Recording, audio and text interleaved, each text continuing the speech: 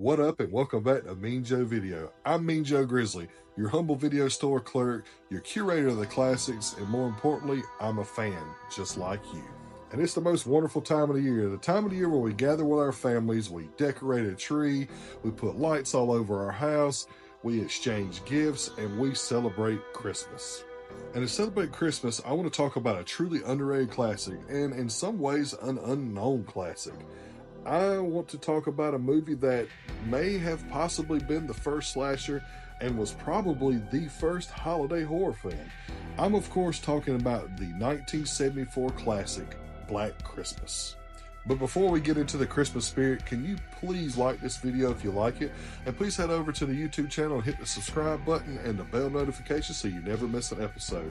Also, if you don't mind, please follow me on all social media platforms so you can get channel updates, movie news, and other forms of badassery. So let's dust off the old VCR, pop in the tape, and get started.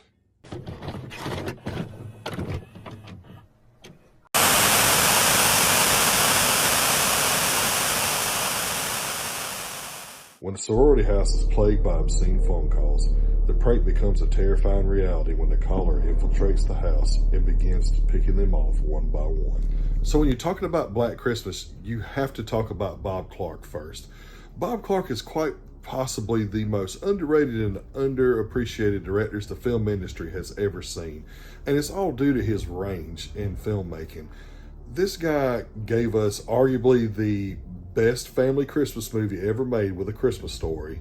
He gave us arguably the first sex comedy that was ever made with Porky's, and now it's very debatable that he gave us the first true slasher movie with Black Christmas. And it's crazy to think that all of those ideas came from the same man.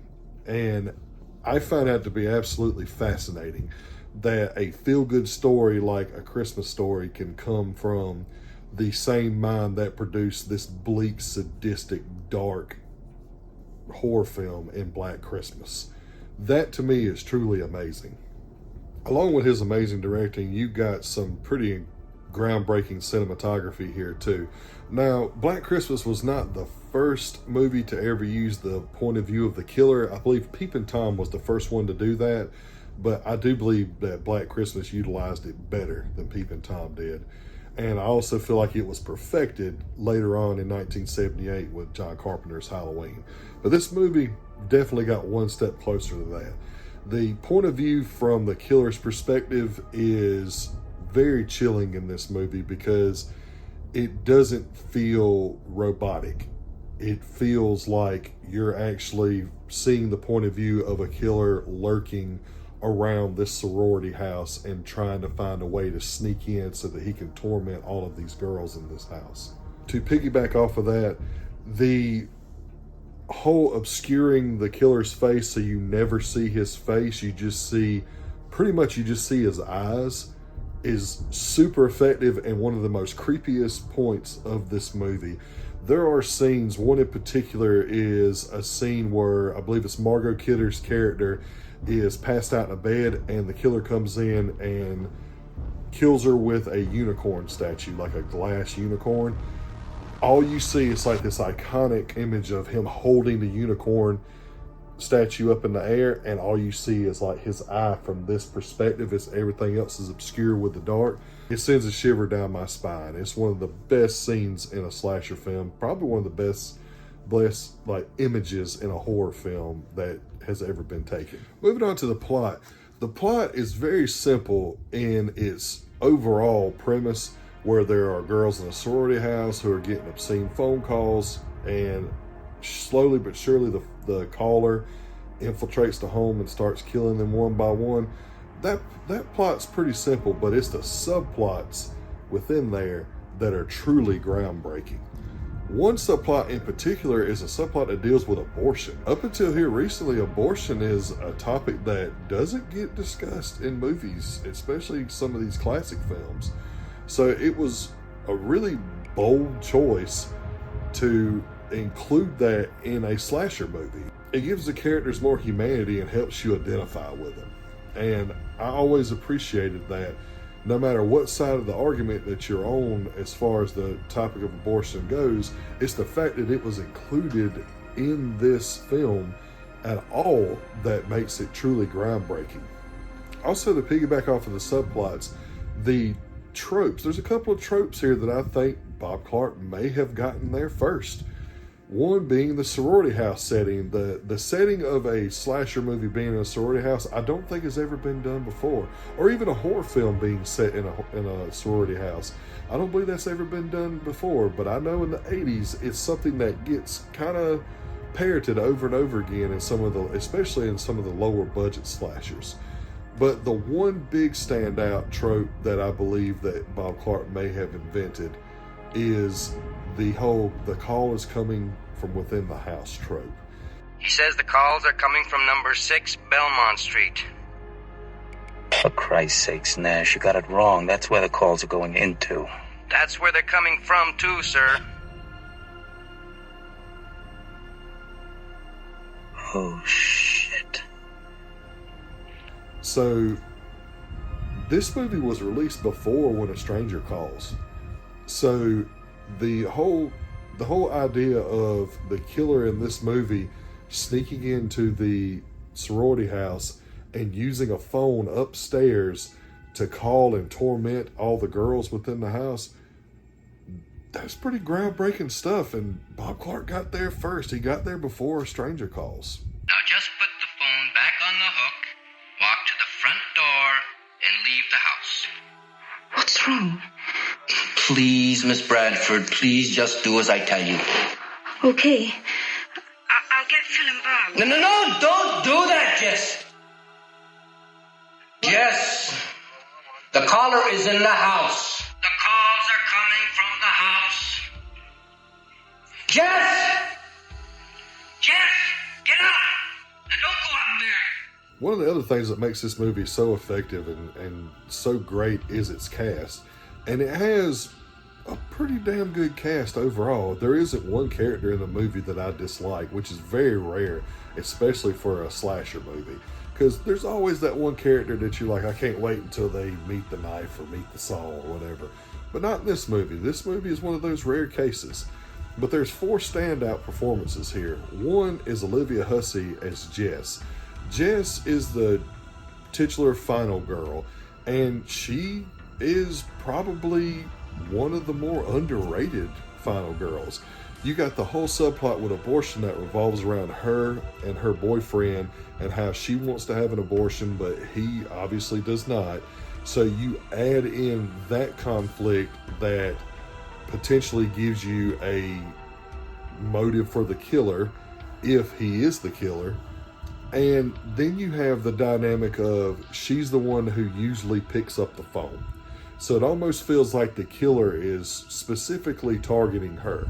Not that he doesn't interact with anyone else, but it seems like most of the time when he's interacting with anyone in the house, it's with Jess. So we get to spend a lot of time with her, and we get to know her personality more, where she is this very caring and very sympathetic person who wants to be that person that cares for other people and is that person, but is at a point in her life and at a crossroads where she is having a baby and she doesn't want to throw her ambitions away, and she wants to live her life the way she wants to. She doesn't want to give up her dreams. So you get to see this real human dynamic with her character that you often don't get to see in these movies. And then you got the great Margot Kidder, the quintessential version of Lois Lane that we've ever gotten in a movie. And that's who she's always going to be known as. But I will tell you this, her performance in this movie is pretty damn good. And she is hilarious throughout this whole movie. She plays Barb.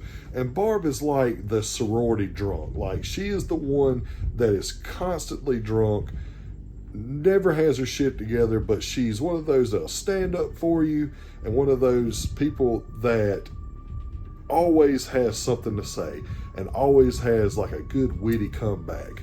And she might be my favorite character in this entire movie. But she is an absolute lush. She is a despicable drunk, to be honest with you. And unfortunately, it's very odd to see her in this movie and then know what actually happened to her in real life. Because Margot Kidder had a very tragic end to her life that ended with addiction. And it ended with an overdose of drugs and alcohol. And it's very chilling and very macabre to see her in this role, knowing what inevitably happens to her in her own life. But she is great as Barb, and she is my favorite character in this movie. And then you got John Saxon, who is just a horror icon, but more importantly, he's just a great actor who had a great diverse career himself. The guy went from like spaghetti westerns to classics like Enter the Dragon to these great Italian horror films like The Scorpion with Two Tails, a great giallo, and a classic must-see giallo like Tenebrae, to B movies like Blood Beach and Nightmare Beach, to an absolute horror classic in Nightmare on Elm Street when he plays Nancy's father. Man, let me tell you, this guy, every time I see him on camera, I know that I'm going to get a good performance out of him. And this role is no different. John Saxon is pretty much the only character in the movie at the police station that actually takes these girls serious and is actually trying to help them. He's the one who actually gets shit going, gets people on detail watching the house, gets the phone calls monitored. He's the only one that's taking them serious, and it's probably a pretty realistic depiction of how this situation would go down in real life, where there will be only one person that's actually trying to help people, and the other ones are just kind of, we got too much to worry about to deal with these girls getting obscene phone calls. But the absolute show stealer is Nick Mancuso, and you don't even get to see his face because he is the voice of our killer, Billy. And we're calling him Billy because that's what everybody calls him. Billy is one of the names that the killer mentions in his little fits of gibberish when he calls the girls. Who are you? For God's sake, what are you doing? I know what you did, Billy! Billy! Billy! Billy!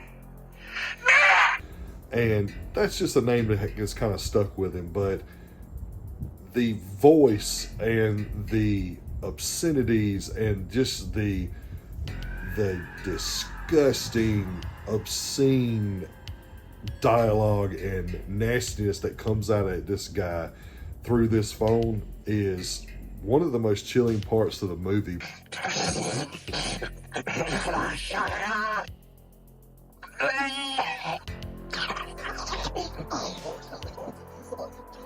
I'm going to kill you. Because you actually feel like you're dealing with this really disturbed individual that is a loose cannon and you don't know what he's going to do. And as you watch the movie, you find out that he is absolutely as nefarious as you think he is. There are moments like when you go back to like the point of view of the killer, where he is up in the attic or he's lurking around corners and stuff, where he just flips out and loses his absolute mind, that just have you sitting there feeling so fucking uncomfortable. Where it's like, if you were in the room with this guy, you get the fuck out because you don't know what he's going to do next. And it also kind of goes hand in hand with the voice of Nick Mancuso being paired with the shots of the killer's eye, of Billy's eyes, and his little voice and the little mutterings that he has while he's watching these girls or right before he descends upon them to kill them. It's skin crawling. So I have to commend all of those facets that brought that terrifying element to this entire movie. Because working with the actor who played Billy as the physical role, along with the voice of Billy and the cinematography, that's just a triple threat combination that works flawlessly in building up tension and building up scares. And his sadistic nature comes to a point when we get to the kills. Now, these kills aren't super gory, and they're not like blood everywhere or anything like that, but they are super effective. The one in particular that's probably the most effective and the most iconic out of this movie. It's been used as an image for like all the movie posters and even some of the cover art on VHS and Blu-rays. And that is the plastic bag kill, where he kills one of the sorority girls by smothering them with a plastic bag. And the look on her face, of her corpse's face, is absolutely terrifying and so disturbing, because he leaves the body in a rocking chair upstairs in the attic, and he still leaves the bag taut on her face. So it's just the plastic sunk in her mouth, and she's just rocking back and forth with this plastic pulled really taut onto her face. It is absolutely disturbing. Then you have the kill with the unicorn, where he kills one of the sorority girls while she's passed out by holding, it's got the iconic shot where he's holding it over his head before he plunges it into her chest. That was pretty effective as well.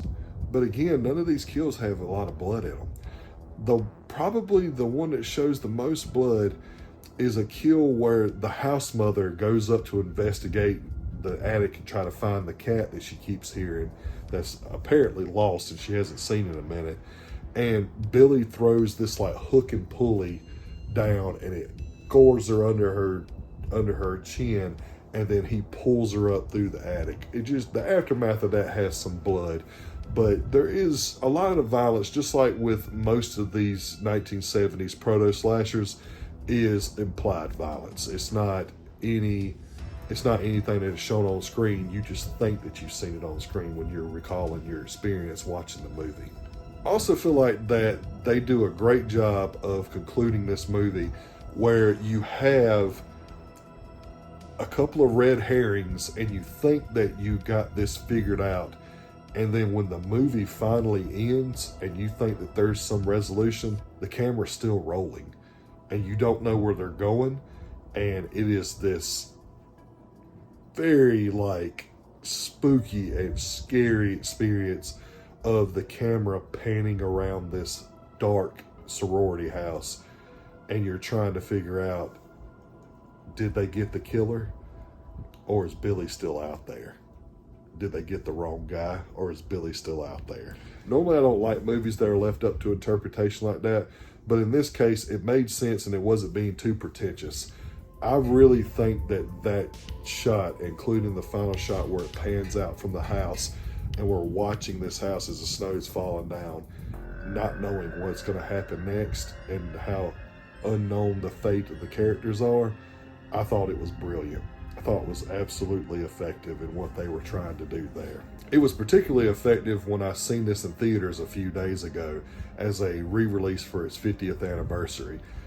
That movie in theaters, in a dark theater like that with very few people, made that movie experience even better, and it made it more creepy, more atmospheric than I ever thought it could be.